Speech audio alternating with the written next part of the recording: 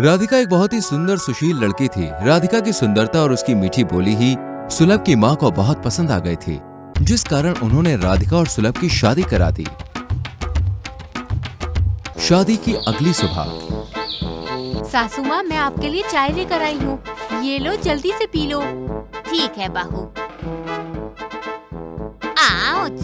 क्या हुआ माँ जी? जल गई? आराम से फूंक कर पियो। दिखाओ कहाँ जली, मैं फूंक मार देती हूँ। बहू, इतना ओवर पोजेसिव होने की जरूरत नहीं है।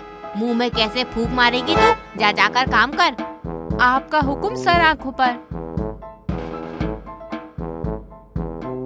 ऐसे ही एक दिन राधिका और सुलभ कमरे में रोमांस कर रहे होते हैं। कांटा लगा, हाय लगा, बंगले के पीछे तेरी बेरी के नीचे, ओ रे पिया, आ रे पिया। तभी सास बहू की आवाज सुनकर कमरे में आ जाती है और सुलभ जल्दी से बाथरूम में घुस जाता है। क्या हुआ बहू? कुछ नहीं माँ जी। तू ही तो चिल्ला रही थी कांटा लगा। अरे नहीं माँ जी, हम दोनों ना रोमांस कर रहे थे। आपको जल्दी से दादी भी तो बनाना है ना, इसलिए।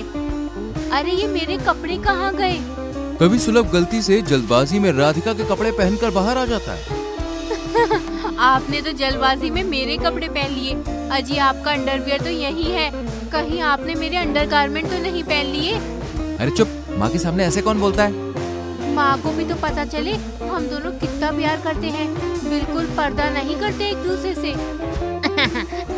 हाँ बहू। सास शर्मा के वहाँ से चली जाती है। ऐसे ही एक दिन जब सुलभ दोस्तों के साथ होता है, राधिका का कॉल आने लगता है। 1 मिनट प्रशांत, बीवी का कॉल है। वाइफ या एक्स्ट्रा मैरिटल अफेयर? अबे यार, तू भी ना अपने जैसा समझ रखा है क्या? रुक, स्पीकर पर फोन डालता हूँ, तू भी सुन ले मेरी वाइफ कितनी सही है। मेरी भी बात करा भाभी से। हाँ डार्लिंग, बोलो क्या हुआ? मेरे बाबू ने खाना खाया? हाँ, मैंने खाना खा लिया, लेकिन ढंग से बोलो, तुतला क्यों रही हो? ढंग से तो आप बोलो, आप तो ऐसे बात नहीं करते। अच्छा सुनो, बाथरूम में जाते हो तो फ्लश क्यों नहीं करते हो? मैंने कहा है ना, ये काम मेरा है, आप मत किया करो। और अपना अंडरवियर भी ऐसे ही छोड़ दिया करो। मुझे अच्छा लगता है आपका काम करना। अरे ये तो मेरी इज्जत की भजिया तलवाएगी। अच्छा, फोन रखूं? अरे ऐसे कैसे? पहले मुझे पुच्ची तो दे दो, और वो गीली वाली पुच्ची देना। मुझे रूखी सूखी पप्पी नहीं अच्छी लगती। यू नो ना, वी आर डिफरेंट। भाई, भाभी को गीली पुच्चियां चाहिए। दे दे। मन तो कर रहा है मोबाइल में ही थूक दूं। क्या करूं? राम राम राम राम राम। फिर सुलभ फोन कट कर देता है। वहीं प्रशांत और सुलभ के बाकी दोस्त सुलभ का बहुत मजाक उड़ाते हैं। ये निब्बा, इसकी बीवी निब्बी, रब ने बना दी जोड़ी। फिर सुलभ गुस्से में उठकर वहां से चला जाता है। अरे, बच्चा बुरा मान गया। ऐसे ही एक दिन डिनर के समय, बहू, डेजर्ट कहाँ है? माँ जी, वो तो मैंने बनाया ही नहीं, क्योंकि सुलभ जी डेजर्ट में मुझे खाते हैं ना, तो मुझे लगा ससुर जी भी। सत्यानाश हो, निब्बी कहीं की, हमेशा बकवास करती है। बहू, थोड़ा तो रिश्तों का लिहाज कर बेटा। फिर सास ससुर वहाँ से उठ के चले जाते हैं। देखो जी, आपने भी माँ जी के कमरे में चीखने की आवाज सुनी थी ना, और माँ जी पापा जी डेजर्ट की बात कर रहे थे। भाभी, कितनी बड़ी निब्बी हो आप। माँ का दांत दर्द हो रहा था, इसलिए वो चिल्ला रही थी, और पापा मना कर रहे थे मीठा खाने को। अब तो आपकी वाट लग गई। कितना वोल्ट उड़ा, देखकर तो बताना तो। ये सुनकर सुलभ और सोनी दोनों सिर पे हाथ रख लेते हैं। आपको क्या लगता है, निब्बी राधिका सुधरेगी या ऐसे ही उलझुल हरकतें करती रहेगी? अब तक आपने देखा कि रजत के जाने के बाद काव्या लाइफ में कितनी अकेली हो गई थी। संजय के माता पिता मंजरी और लखन को उन्होंने ये बताया होता है कि वो दोनों शादी कर चुके हैं। हाँ माँ, सब ठीक है यहाँ पर भी। बहू कहाँ है रे संजू बिटवा? डॉली, माँ बाबूजी का वीडियो कॉल है। नमस्ते माँ जी। नमस्ते बाबूजी। नमस्ते बहुरिया। वहीं डॉली के घर पर ऐसा बताया होता है कि डॉली जॉब करने के लिए शहर में गई होती है। उसके घर पर किसी को नहीं पता होता कि वो संजय के साथ रह रही होती है। दोनों का परिवार गांव में होता है। वो जिस अपार्टमेंट में रह रहे होते हैं, वहां पर भी उन्होंने ये बताया होता है कि वो दोनों शादीशुदा हैं। डॉली बेबी, ऐसे लिविंग रिलेशनशिप में रहना जितना अच्छा और रोमांटिक है, उतना ही जानलेवा भी है। वो तो है संजू बेबी, लेकिन अभी हम नेगेटिव बातों को छोड़कर पॉजिटिव सोचेंगे और दिन भर की थकान मिटाएंगे बेबी। डॉली और संजू दोनों रोमांस करते हैं। ऐसे न मुझे तुम देखो, सीने से लगा लूंगा, तुमको मैं चुरा लूंगा, तुमसे दिल में छुपा लूंगा। डॉली बेबी। पिया मोरे Bhole Bhole, move your body हौले हौले, ले चले जहाँ तू संग साथ जाना है। संजय और डॉली लिविंग रिलेशनशिप में रहते हुए एक बहुत ही खुशहाल जीवन जी रहे होते हैं।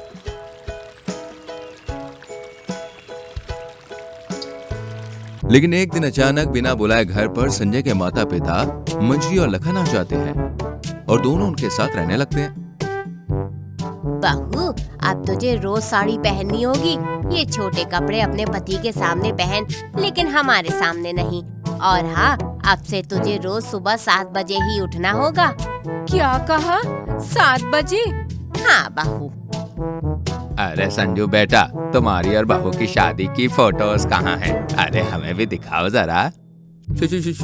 शादी की फोटोज? बाबू जी, वो अब तक आई नहीं है। अरे ऐसे कैसे नहीं आई? शादी करके 6 महीने से ऊपर हो गया है। अरे ले चल उस फोटोग्राफर के पास, उसे मार मार कर बैगन का भरता बनाती हूँ मैं। अरे नहीं माँ, वो दरअसल हमने शादी के फोटोज लेट से मंगवाए हैं। काम की भागा दौड़ी में कभी टाइम ही नहीं मिला।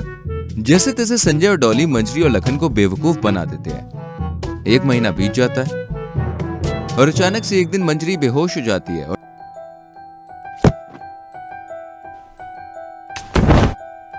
से डॉक्टर के पास ले जाया जाता है। तभी इन्हें लास्ट स्टेज ब्रेन ट्यूमर है और ये अब केवल 12 से 14 महीने ही जी पाएंगी। सब ये खबर सुनकर बहुत हैरान हो जाते हैं। घर जाकर मंजरी संजय और डॉली के पीछे पड़ जाती है। डॉली बहू, संजू बेटा, मेरे पास केवल 12 से 14 महीने रह गए हैं। मेरी ये आखिरी इच्छा है कि मैं जाते जाते अपने पोते या पोती का चेहरा देख जाऊं। इसलिए तुम दोनों जल्दी से जल्दी खुशखबरी सुना दो, वरना मेरी आत्मा को शांति नहीं मिलेगी।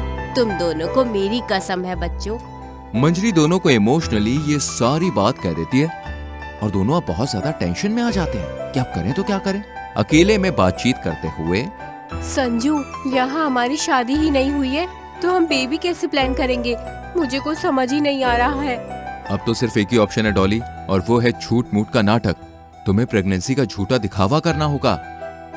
डॉली अब प्रेगनेंसी का नाटक करने लगती है। वो पेट में तकिया लगाकर मंजरी और लखन के सामने प्रेग्नेंट होने का नाटक करती है। दादी बनने की खबर सुनकर मंजरी की खुशी 7वें आसमान पर चली जाती है। लेकिन बदकिस्मती से मंजरी 6 महीने तक ही जी पाती है और उसकी मौत हो जाती है। इसके बाद लखन भी गांव चला जाता है। संजू, अब जब माँ जी टपक गई हैं, तो मैं भी अपना नाटक बंद कर देती हूँ और पापा जी से कह देंगे कि मिसकैरेज हो गया है। ठीक है डॉली। लेकिन जैसे ही डॉली तकिया हटाती है तभी वहाँ पर मंजरी आ जाती है। भूत! भूत नहीं, मैं असल में तेरे सामने खड़ी हूँ। इसका मतलब आपने मरने का नाटक किया? हाँ संजू बेटा, मैंने तुम दोनों को बात करते हुए सुन लिया था और मुझे पता चल गया था कि तुम दोनों की शादी नहीं हुई है। अब देखो कैसे मैं डॉली के घर वालों को भी सब बताती हूँ और तेरी भी नई लड़की से शादी कराती हूँ। नहीं! मंजरी डॉली के घर वालों को जाकर सारा सच बता देती है, जिसके बाद उसके घर वाले ना चाहते हुए भी उसकी शादी किसी गैर आदमी के साथ तय कर देते हैं और मंजरी भी संजय की शादी एक लड़की से कराने जाती है। डॉली और संजय दोनों को अपनी शादी के दिन बहुत पछतावा होता है और तभी संजय डॉली के घर पर आ जाता है और वो दोनों एक दूसरे से कहते हैं, मैं तुम्हारे बिना किसी और को अपनी बीवी नहीं बना सकता डॉली। और मैं भी Sanju. I love you। I love you too। ये दोनों एक वक्त पे शादी करने से कतराते थे, वहीं अब दोनों शादी करने के लिए बिल्कुल तैयार थे। दोनों एक दूसरे के गले लगते हैं और तभी उन दोनों के घर वाले वहाँ आते हैं। ये क्या? ये आप सबका प्लान था? हाँ बिटिया, यह प्लान हमने इसलिए रचाया था ताकि तुम दोनों को शादी जैसे पवित्र बंधन का एहसास हो। और आखिर में तुम दोनों ने खुद ही शादी कर ली। डॉली और संजय की शादी हो जाती है और सभी खुशियाँ मनाते हैं।